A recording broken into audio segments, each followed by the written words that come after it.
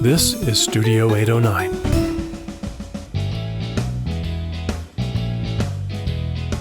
Hi, everybody. Welcome to the Outdoors Hiking Bob podcast. I am your host, Hiking Bob Falcone. Check me out on my website at hikingbob.com with links to social media, my columns at the Colorado Springs Independent, all the other podcasts we've done, my photography website. And also, I'm conducting a survey to get your opinion on where this podcast is and where it should go. So check out the show notes for a link to the survey.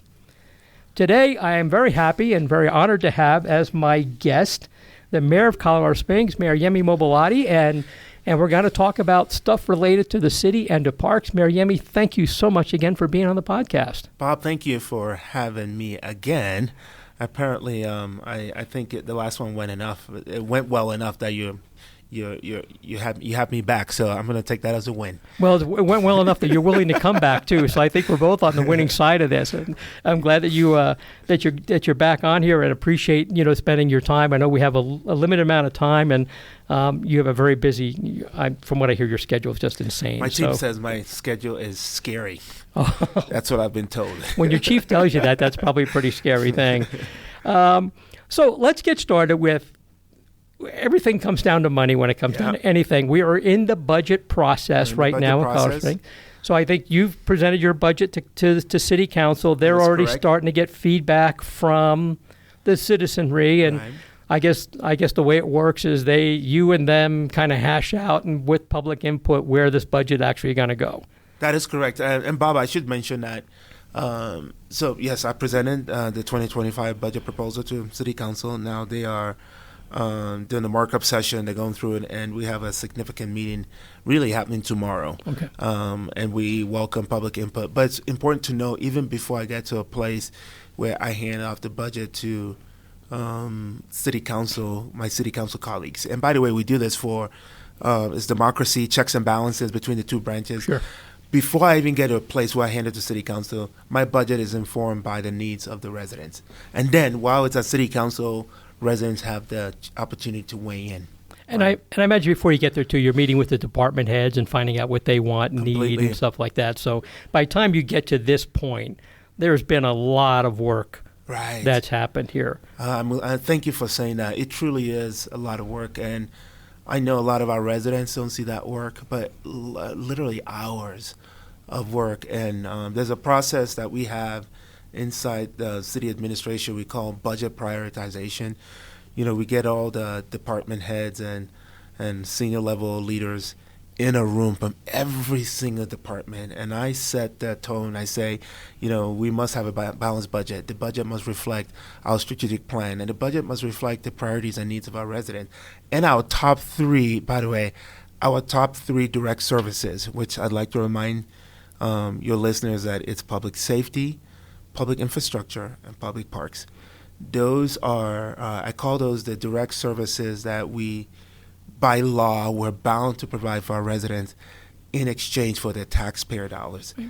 That is, those things I have to deliver on. Everything else that we do is indirect, but they do affect these three core direct services. So we bring all of those things to this budget prioritization process. We have limited funds. And the directors do the hard work of, we all hear all what our needs are, but we also understand that this is what these are the initiatives and the priorities that we really should be focusing on for the budget season. Great. So we're in this process. So I guess the easiest way to start out is to compare it with last year. Right. Last year, kind of sales tax kind of flattened out. Right. Each department took around a 3-ish%. 3.4% reduction. 3.4%, which would have been more, but.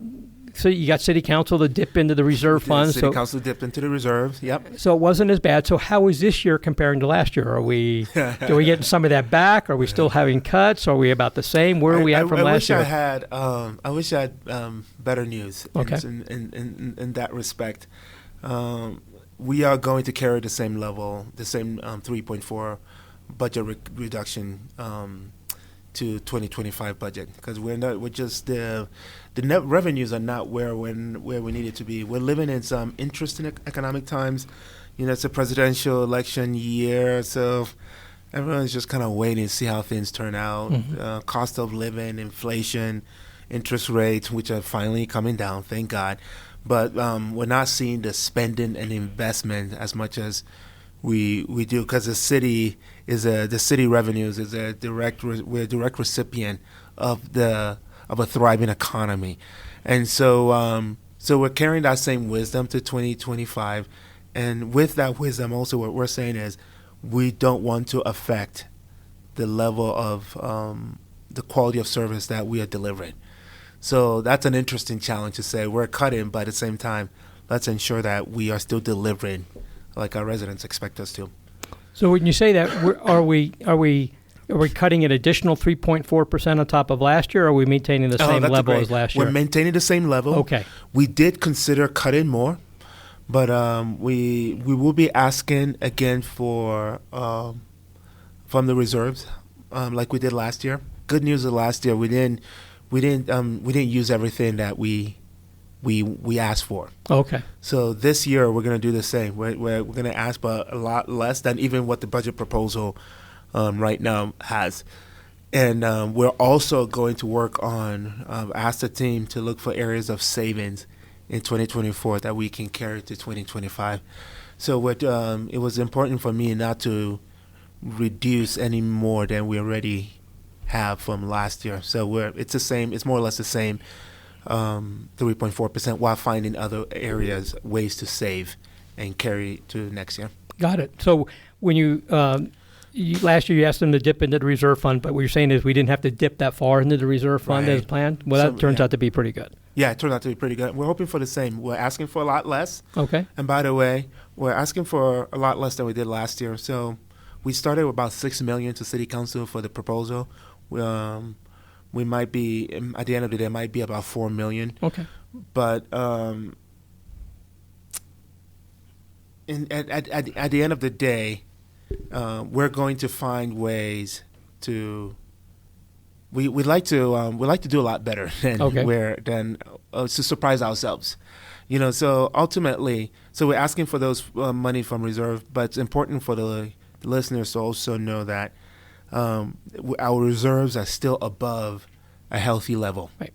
The industry standard is about 16.7%, and with our ask, we're still well over 17%. Great. So we can take a little bit out of there and not hurt anything. Right, because ultimately it's important that we're able to deliver on these excellent city services to our residents. Great. Yeah. Cool. Well, that's good news. You only spent 2/3 of what you had asked for out of the reserve fund from last year, and hopefully less this year. So that's good news. Exactly. When I looked at the budget, and I looked at it briefly, and I'm not a real big numbers guy. If I didn't have a computer, my checkbook would never be balanced. But the biggest recipient, it seems like, of your budget this year is public safety, specifically the police department. Yes. Does this get the police department back up to their? I know one of your goals has been to get the police department back up to the authorized strength. Does this get that? Absolutely. And when we say authorized strength, it's important for the listeners to know it's authorized strength between how much we can afford. Okay. 819, city of 500,000. I actually think we need more. When I like to benchmark ourselves against other cities. When I look at the size of our police force against other cities, about the 500,000, we're still under. Okay. So it's authorized strength within the boundaries of good stewardship, good governance, being wise with our money, being good stewards of our taxpayer dollars. So I'm happy to report that we'll get there early next year. I've also asked for another 20 additional officers to keep pace with the growth of our community. So hopefully someday we'll actually increase that authorized strength number to something. Exactly, something that really. It's this. We were talking about your service to the trails and open space, and I'm grateful. That's why in this community we're grateful for initiatives like TOPS. We're grateful for initiatives like the public safety sales tax, or PPRTA, Pikes Peak Rural Transportation, or the one that is on this year's ballot 2C. Mm-hmm. Partly, Bob, is because we have our ability to pay for those things from the general fund is extremely limited. So all these other special tax initiatives that our voters have said yes to really contributes to to the greatness of our city. So thank you to all the voters. Sure. Yeah. So one more question about public safety. They're the big recipient here, and it gets them up to full strength. I think everybody would be happy to hear that.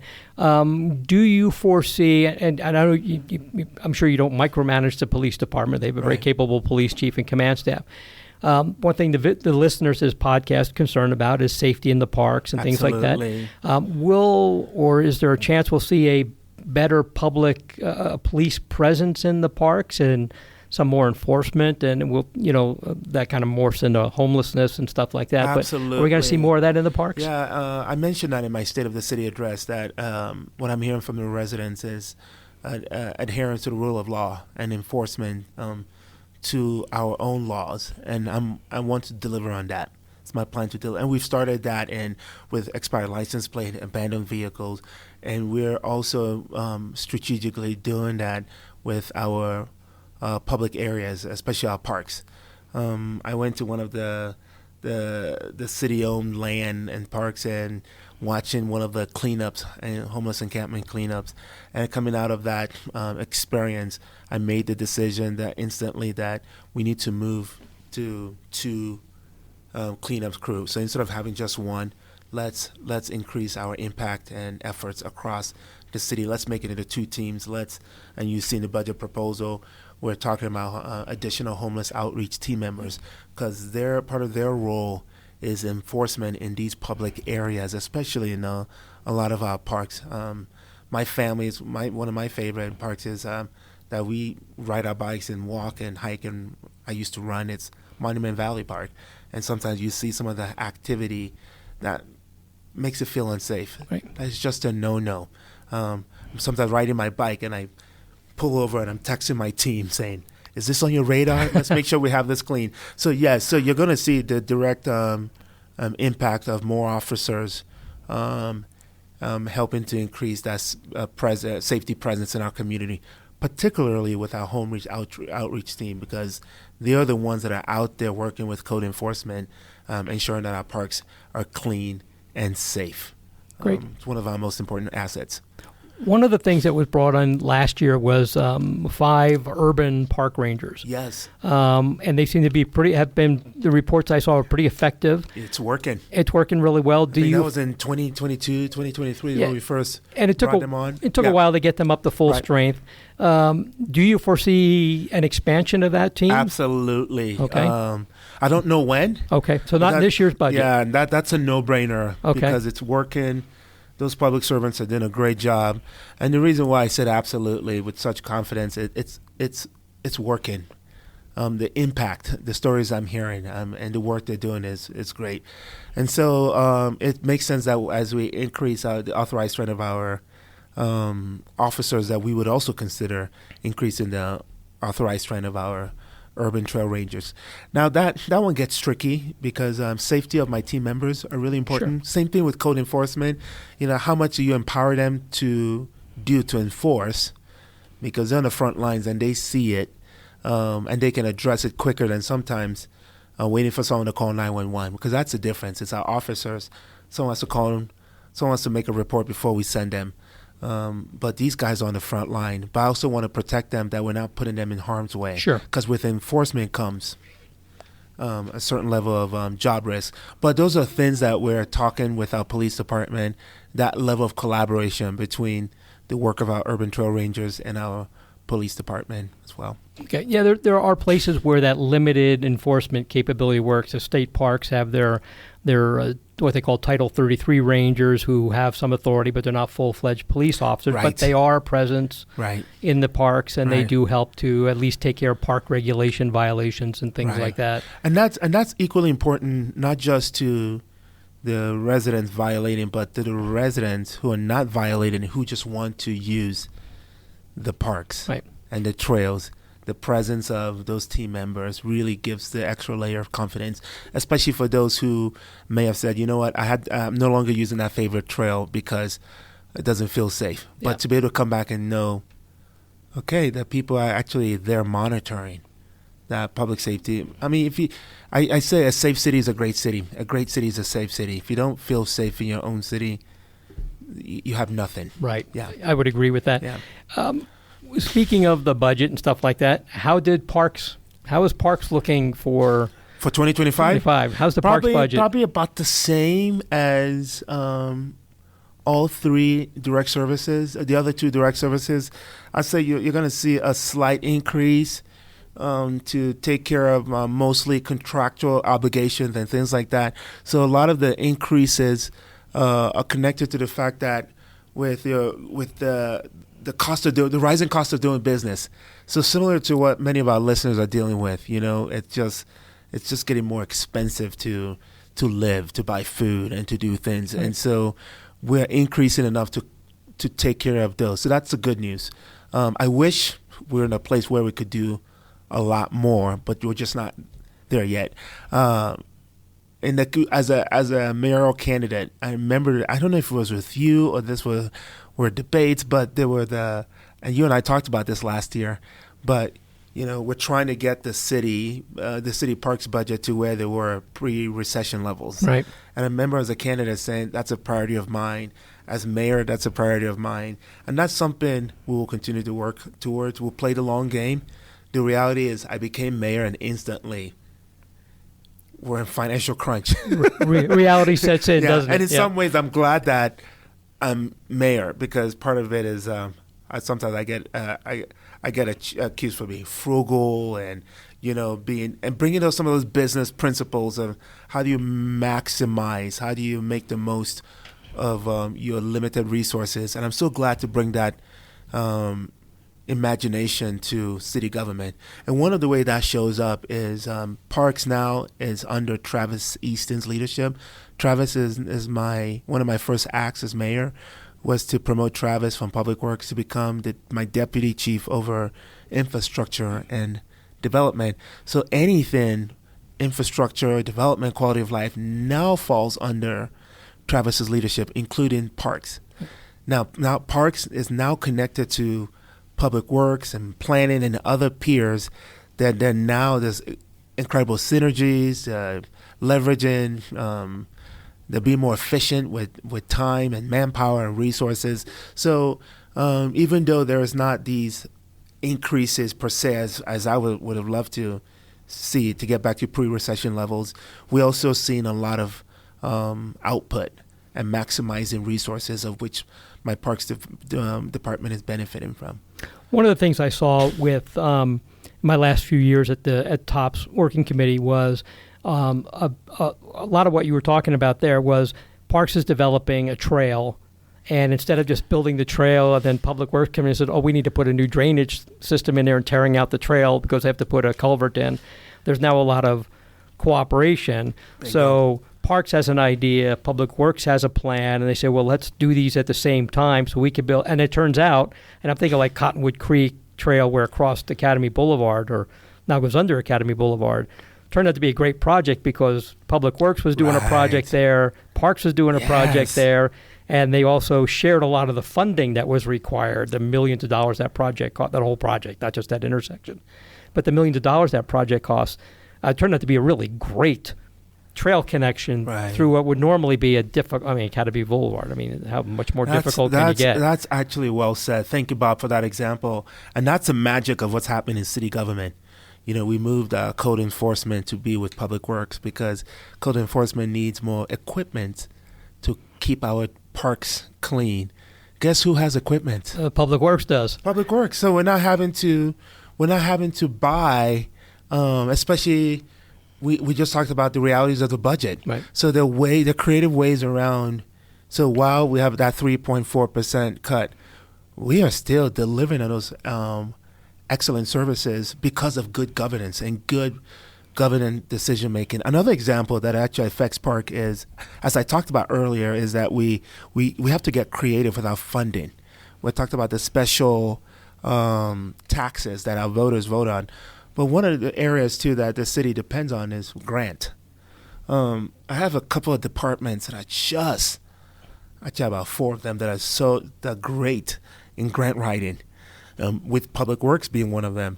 So guess what's happened now ever since we rearrange all these departments under development and infrastructure is now Parks is benefiting from the grant writing process from their sister or brother department, and now it's opened more opportunities for them to receive more grant funding.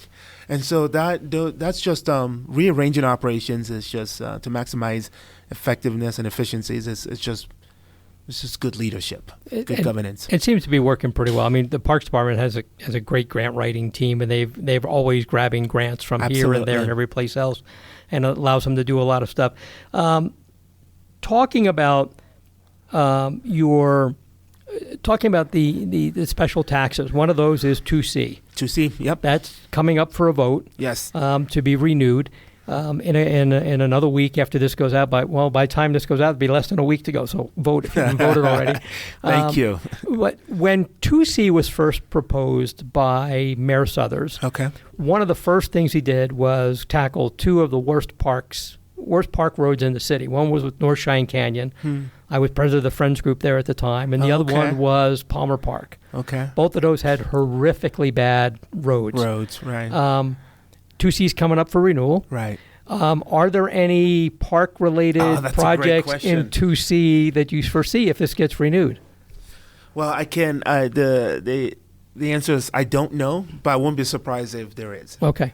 And I'm thankful for the decision, by the way, for Palmer Park, because that's another one of my favorite parks. Yep. I've done a lot of running and hiking there. I remember when that road reconstruction was happening. So, yay. So with the 2C process, the way we establish priorities, road priorities. There's this vehicle. I don't know if you've seen it, Bob. It used to be called the Ghost Buster vehicle. I have now not it's seen called this. the Twister because it's Halloween. I'm going to go with the Ghost Buster. Okay. Because it's this vehicle, this truck with antennas and cameras and all kinds of. It's weird and cool looking, but it's retrofitted with all these devices and technology, and that vehicle drives every single road in the Colorado Springs area. And this is done every 2 years, and it assesses the condition of the roads. And based off of that data, that's how we prioritize which roads to address first and then tier. So I can't speak to the list, but I wouldn't be surprised if we have roads that are close to parks or in neighborhoods. And Bob, by the way, that's the emphasis of this third iteration of 2C. We're bringing a lot of the road improvement process to neighborhoods.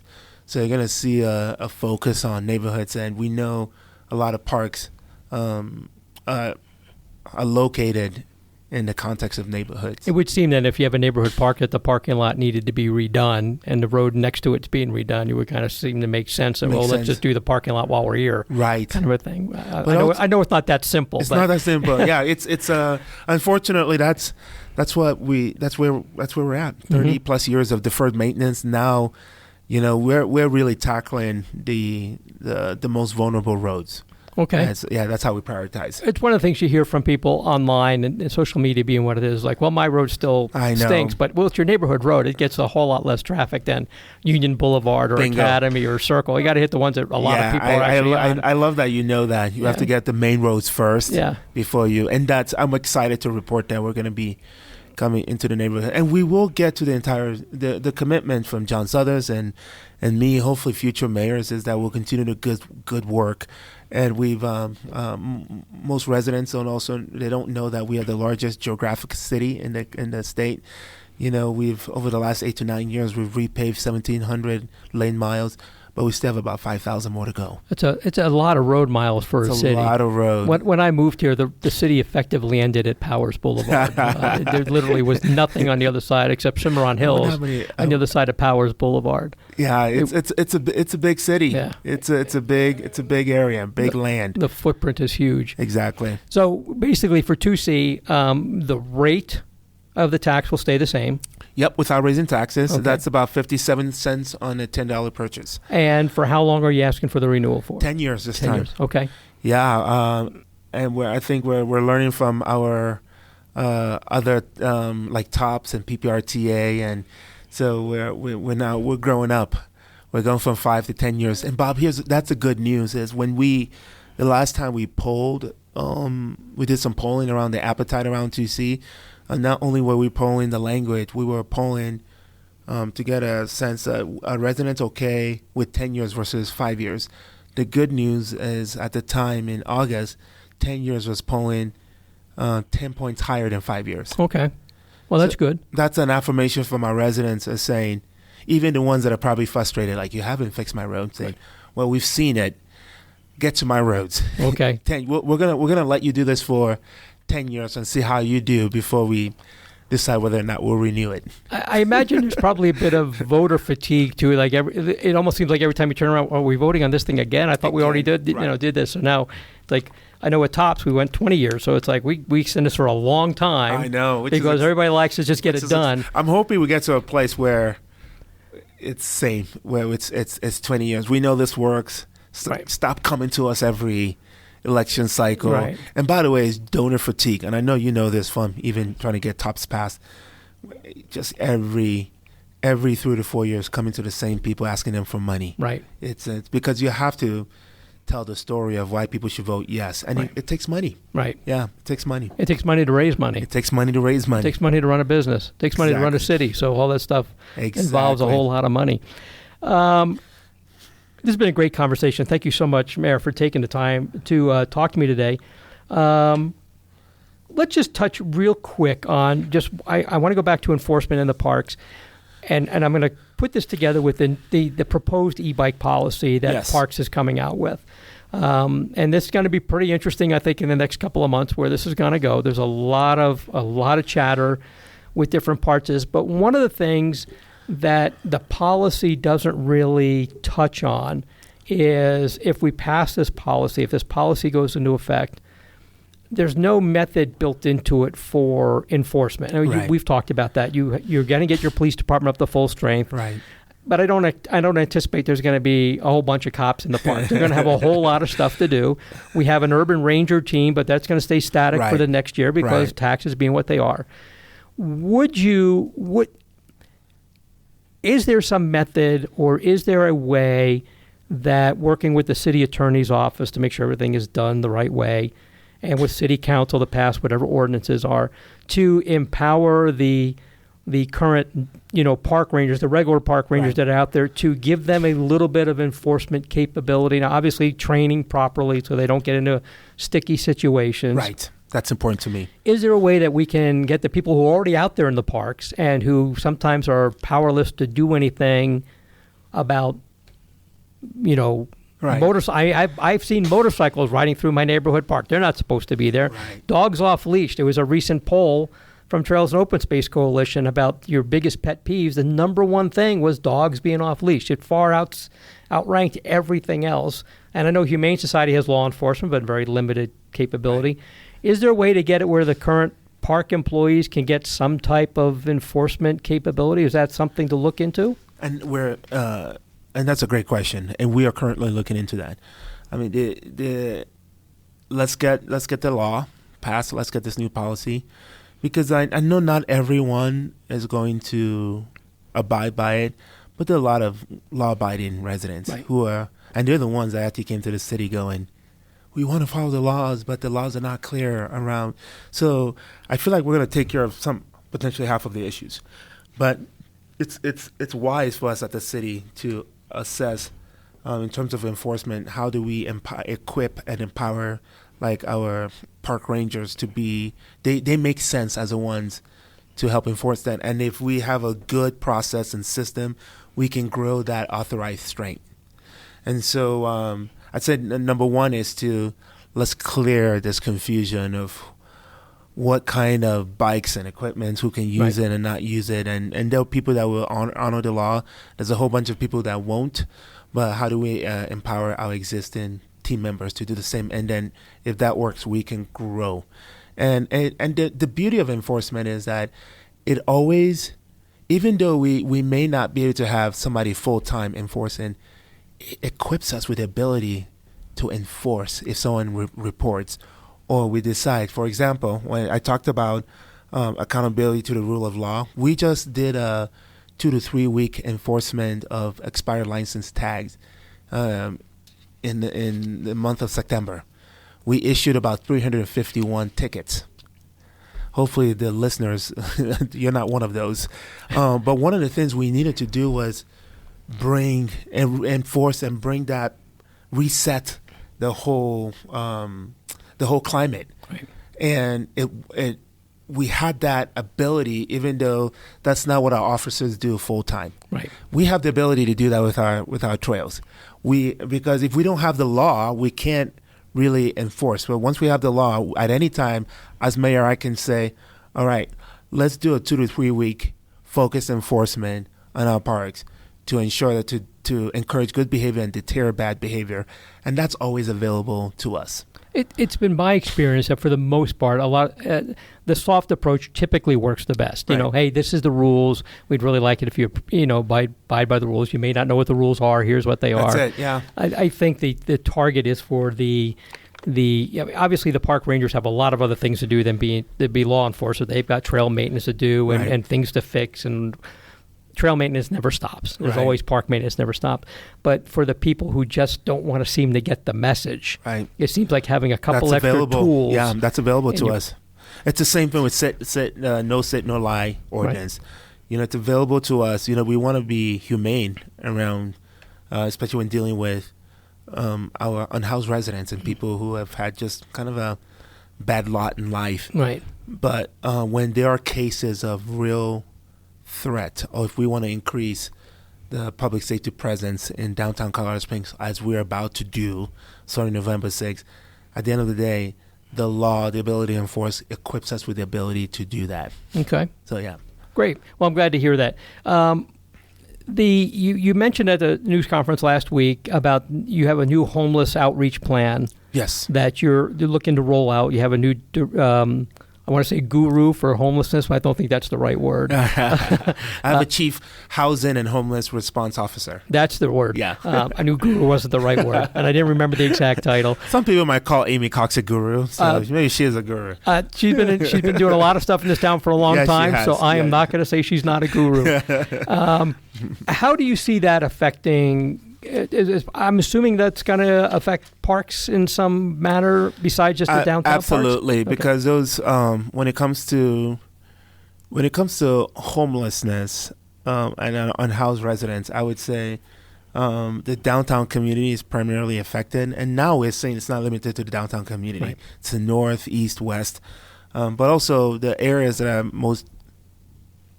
most affected are usually the parks and the trails and those areas, because those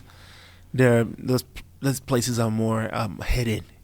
So we can't talk about efforts to reduce homelessness, increase the safety of our parks and trails.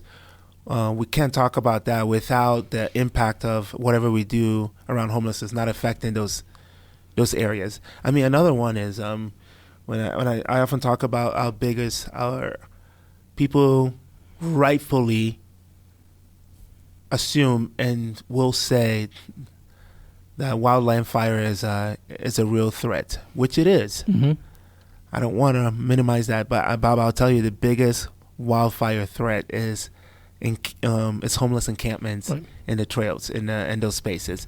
At the time of my State of the City address, I had reported 339 fires that were put out, and that's not only a fire hazard; it's also public health risk. And so, the work we're doing to reduce homelessness and improve public safety presence in these areas the parks will naturally benefit from the impact of that work.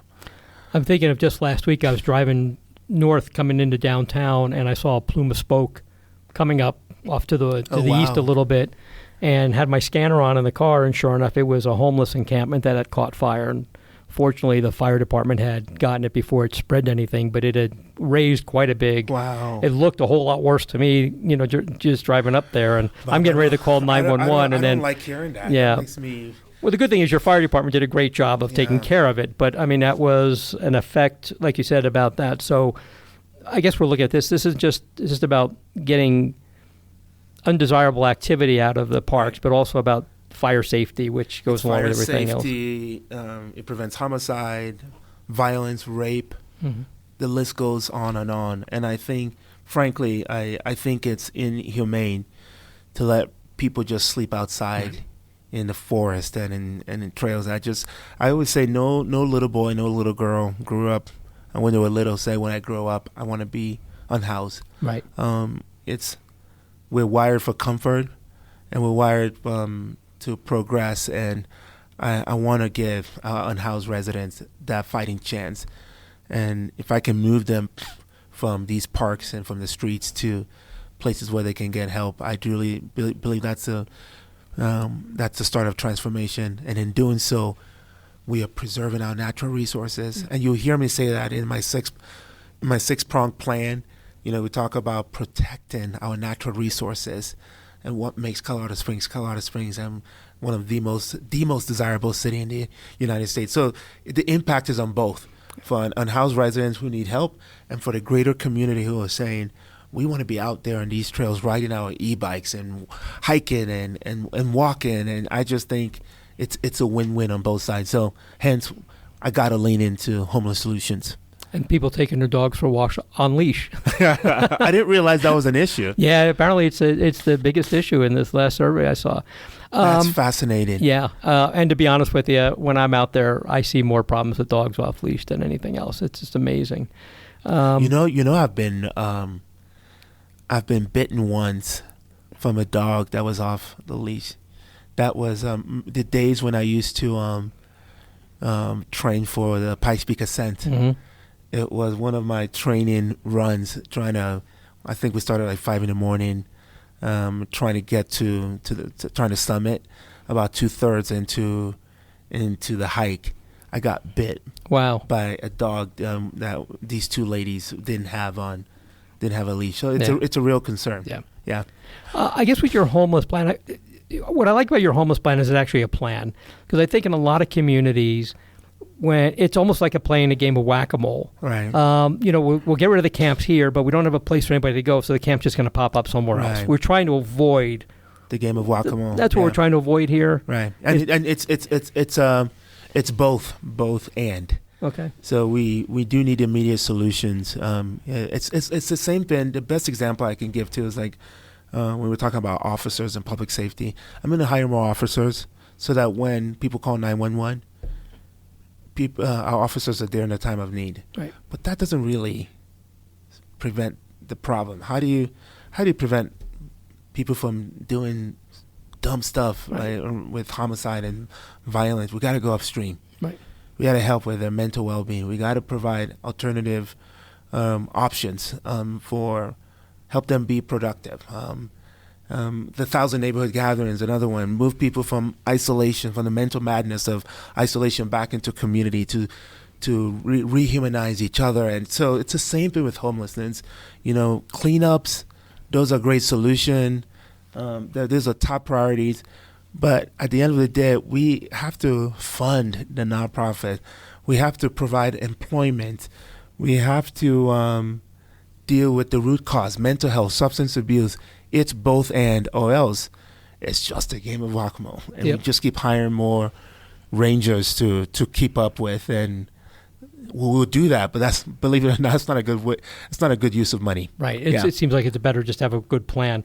Right. I'm getting the signal that we have just a couple minutes left. Okay. So you kind of hinted at this before, but I want to ask you, when you and your family want to go out for a hike or go to a park or go for a bike ride, what's your favorite place to go in Colorado Springs? It's probably Monument Valley. Monument Valley? So as a family, it's Monument Valley. Okay. With individually or with other hiking and running friends is Palmer Park. Okay. What we love about Monument Valley as a family, I feel like it has it all. You can go hiking, you can go running, you can play pickleball, you can play softball. Do you want to use a pool? You can use a pool. Do you want to experience nature and the horticultural experience and the pond? Is there a couple of playgrounds for my young kids? Absolutely. Right. We've done picnics there, and so it just gives us the ability to choose our adventure for that moment or whatever our family wants to do then so we use it all year round, including the winters. Right. We walk there and enjoy those trails. But when you want to get out by yourself and go running or something like that, it's Palmer Park. It's Palmer Park. Okay. I mean, that's different. I may take one or two kids.